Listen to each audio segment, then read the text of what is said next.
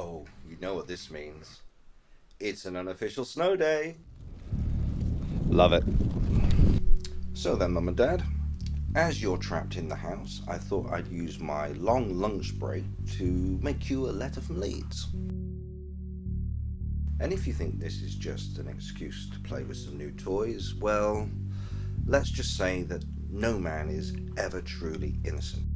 So the thing about walking around on your own is you start to think. The Greeks called it peripatetic.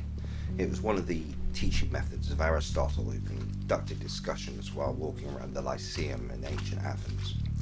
Anyway, what I'm saying is, as you drudge through the snow, your mind starts to wander, and before you know it, you're thinking about something you didn't expect to. Take today, for instance. I'm out with the drone, and I'm seeing Leeds in a wholly different way. Yes, I know that sounds silly, as obviously I'm not normally 60 meters high, but even with all its hills and beautiful views, I've never been able to see with my eyes what I feel in my head. That topological map of Leeds that you need as a cyclist, and you can only get from being here long enough. And then it hit me. This might be the last time I get to be in snow in Leeds. Bear with me here. You see, York is 35 miles nearer the coast and about 40 meters lower. So while I'm having fun here, it's raining over there. You have floods in York, not snow. And given how few times it really snows in Leeds, thank you microclimate, being out somehow seems special. Of course, that could be due to me being under house arrest, and if you're watching Big Brother, I was only outdoors for 60 minutes. Honest. Look, see this? This is why you go out and look around. In the last 5 years, I never knew there was an apple tree here. Man, if I was just a little bit taller. Anyway, where was I? Yes. Now, I have loved living in Leeds. Yes, Corby is home. London felt like home, but Leeds is my home. And all the opportunities to be elsewhere never tipped the balance before. Whatever it was, it had to be the Dales, the moors, the city centre. I mean, honestly, I could be a taxi driver here. I know the place that well. Except South Leeds, of course.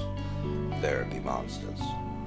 But leaving to be with Michelle is a no-brainer. I'd happily turn my back on this place to be with her and start a whole new set of adventures, even if it is in that strange swamplands of York.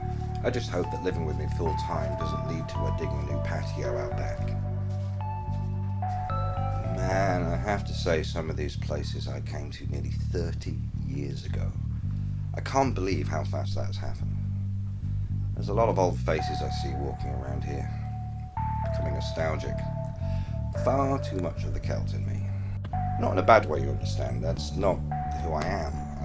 Yes, we know there's some really bad times coming. In fact, for the first time since I was a kid, I can see possible futures that are really grim, and I hope we pull back from that. And knowing history, big events normally aren't black swans. They're small, one after another, until they snowball, see what I did there, into something with a life of their own. So, let me give you some homespun advice about all this.